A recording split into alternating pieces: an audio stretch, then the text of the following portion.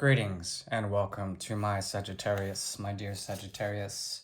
Welcome. So today we are essentially doing an August reading for you. I'll be building a 9-card spread with clarifiers, which should show the energy of you, someone else, or something else, the object of your affection, and the mirror between you. This is the Great Mirror.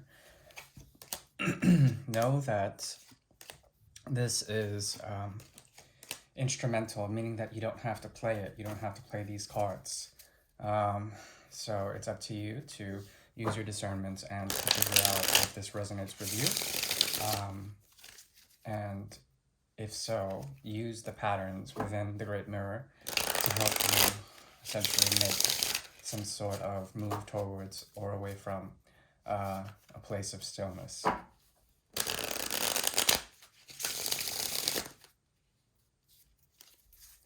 Please relax and clear your mind, if you will. Thank you.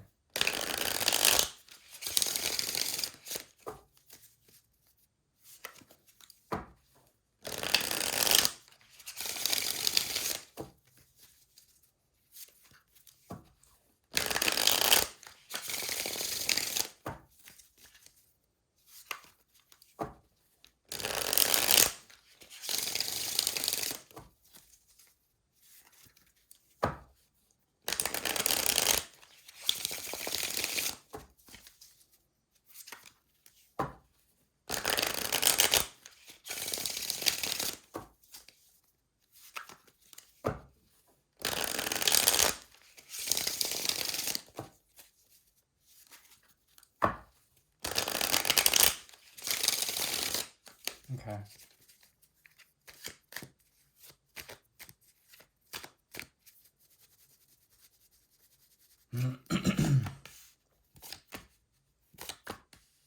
This is your energy.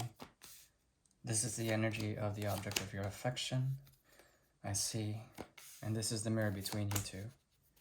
Here. And the challenge. The undercurrent has to do with the sort of occurrence of determined events. The star shows up here, which is the energy of Aquarius. Aquarius is about reform, the reformation of different ideas, or perhaps the release of toxic tendencies, especially when it comes to expectations, and sort of, going wherever Uranus takes the energy of Saturn. So it's about being rebellious, also having a sense of mind, a presence of mind that actually can be freeing in some sort of way. There's the cups, which are usually set into they're poured out into the earth, which has to do with fertility as well as coming into some sort of grandeur. But certainly a part of independence as well as free thinking, free doing. The reform aspect is pretty strong here, and it has to do with a type of reformatting. Here's a small sort of cluster. Balance is required when it comes to the energies between you and this person. On one side, there is regret, deep regret on their end, most definitely, especially because of the 3 of Swords and the 5 of Cups. On your end, there's more the sort of protection. There's a protected element around you that protects you and your state of being when it comes to what you want, what you desire, and how you're going about making things happen. There's a protective quality to it, which is very strong. Also your elements here, there's a lot of water on their end, as well as fire and earth. Also, the 6 of Swords is here in the reverse. So there's revisitation of some past things. When it comes to this water, it's been poured into the, into the earth. So it's been sort of grounded or perhaps set into the ground. But there's a re-emergence of essentially emotions or emotive qualities within the situation that are being revisited, maybe in ways that things have grown over a small amount of time or over a season. And with this growing, there is a sense, excuse me, there is a sense that things have come of it. But still, on a greater scale, they feel imbalanced because they feel regret still or guilt, some sort of shame. You feel imbalanced because you cannot totally be open in terms of your heart's affections and whatnot, expressing that. But you still feel strong. They also feel strong, but it's very strong in a negative way. There's a polarization here between you two when it comes to the revisitation of promises, especially from them to you.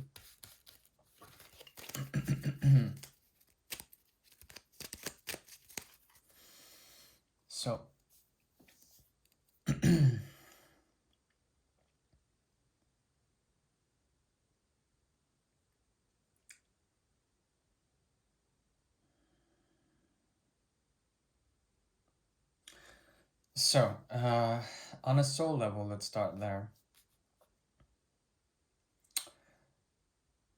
Since encountering their energy and processing the situation in which you guys have had some sense of a falling out in terms of the Five of Cups and the Nine of Rods energy, the Wounded Warrior combined with the regretful sort of Dark Knight of the Cup cycle, there certainly is a great deal of things unsaid, but perhaps currently as well as in a sort of timeless way, you have always been fearless. There's something about this connection that has helped you to really become enterprising or have an endeavor. Um, on the opposite side, there has been a great deal of stagnation. They revolve around the number of three quite a bit. There's 3 and 3 here, as well as uh, the energy of the Hierophant, which is what they want to do, what they want to will into being, which is very strong. We'll get into that in a moment, but essentially the Three of Rods is usually waiting for a type of thing, waiting for you, waiting for it, waiting for the passion to truly ignite, as well as for the portals to open in terms of what can be had here. They are desirous of something, and the connection with you essentially leads them to more of desire, but they're trying to be patient. So they walk or they oscillate between the choices of being patient versus being impatient, which is the opposite. And they oscillate between this, leading them to essentially either more choices or perhaps a move towards the right direction if they're lucky. There's an element of luck here as well as an element of fearlessness on your end, which is very beautiful. However, the Ace of Cups shows up in the reverse here. Something about the falling out, or perhaps some great karma that has to do with the regeneration or the regenerative aspect of the healing capacities of love are missing. Or perhaps it's love that cannot be, that could never live but could never die, sort of thing. The kind of love that always wants to live but can never die, or that wants to be but could never be, sort of thing. There is possibly, excuse me, a Romeo and Juliet complex here. Star-crossed lovers in which one pours out and the other pours in, or there's something about it where only till death does one part. There's a great deal of reckoning here when it comes to that.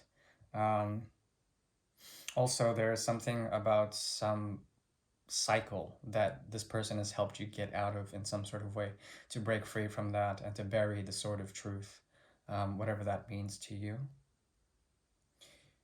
On the subconscious level, transformation is here. As I've mentioned, there's a change or a shift that this person tends to do, and now currently there's something that you want to change or perhaps end, so that a new beginning could occur with the transformation energy of Scorpio. Um, mm, and it has to do with yourself and the relation to structures and communication. These possibly need to change or alter in some sort of way. Great transformation is here, especially with what follows it on within the mirror is the Fool, and both of these major arcana are moving, speaking about the new beginnings as well as endings, as well as a type of transformation. But it's as if there's a narrative here, and the three major arcana are here, meaning that there's a lot of there's a I mean those are the only major arcana except for justice here, which is on your end. We're going to get into that, but these three major arcana here are really heavy placements, considering this is the magical realm. This is what is in the subconscious, what's being programmed into the subconscious. So essentially, yours is one of transformation, the end of something, the end of possibly this situation, or the end of a way of being or a way of thinking, and then moving towards some sort of transformation, leaping forward into a type of commitment that seems to be forever grounded in some sort of past situation. The Hierophant on this end, your person or your object of desire, is pointing to something, and we're going to discern what exactly that thing is, because it's all leading to the past. Oh, I see. Okay, there still is an incredible amount of love here. The Ace of Cups also speaks about dormant love, or love that needs to be grounded. And as it becomes grounded with the cup's energy in the star, there's that faded element to it, meaning that if there was past times of sadness, especially with the Five of Cups energy, that whole process of weakness needs to be set to the ground. That whole process of shedding the tears, or perhaps shedding the bad waters of the emotional body, needs to be purged in order to reach a higher purpose that is pointing to judgment on the horizon, which is very clear here. That is what the Hierophant is pointing at. That's what this Hierophant is bringing about in terms of the connection between the material and spiritual world. Um, and that's the thing, because the judgment is on the horizon, meaning that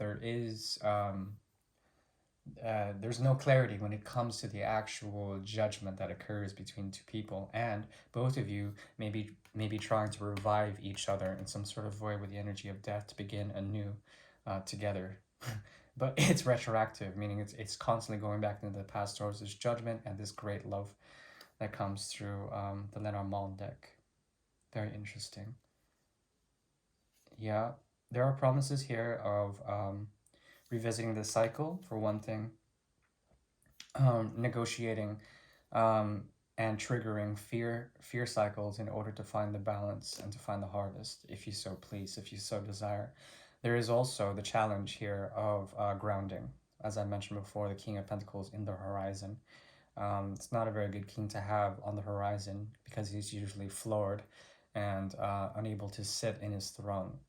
So there's something about said promises, or said things, or said gestures, what happens in physical reality, that prove or disprove the king's actions. Okay, so the empowerment here is somewhat lost, possibly also because of muddy footing of the ground, which is soaked with toxic water elements. So that's also a possibility. There's a lot of cup pouring here and here. Cup pouring is usually indicative of sacrifice to the gods in ancient cultures rather. So there's something there's something about a type of sacrifice of love in order to transcend that, judgment coming in, shadows coming in, and the addressing of a certain degree of love for each other. However, I think you are fearless, especially with death here. Perhaps you are feared from this person because of the Three of Swords energy here. Three of Swords always indicates, especially in the upright, heartbreak that is still being processed, as well with the Five of Cups there. This person is, this Hierophant, though they want to rise to power, is still very much crying within. The Hierophant is indicative of the energy of Taurus, which is slow and steady movement towards something, and it seems to be always towards the past. If this person is dealing with a third party, there is a possibility that they don't know what to do with something that they're committed to, and something that is holding them back in some sort of way. There are emotions within the connection that they still have to understand. And perhaps you're moving beyond this, or perhaps there's something about you that wants to begin anew with them, and perhaps they want that as well. But their offers won't come up as a very sort of positive thing, because they're processing heartbreak from you or another or something with them. Now, You have here justice, so you have the option really to weigh things out and to try out new things on the external world through the seventh house of other. So there's a possibility for you to essentially use your truth, whatever you have gained here, and go fearlessly into the future, whatever that may be, and leave this in the past. However, in terms of this connection, there's the co-creation of the Fool, plus on the conscious level, the Seven of Pentacles in reverse, some sort of revisitation of that which was committed but could never be totally satisfied in one way, shape, or form. Right, so that is your reading. Hopefully there is resonance there. If not, please dislike or like to your liking. I really like that you check out my channel often. Please do so again. And thank you. Bye.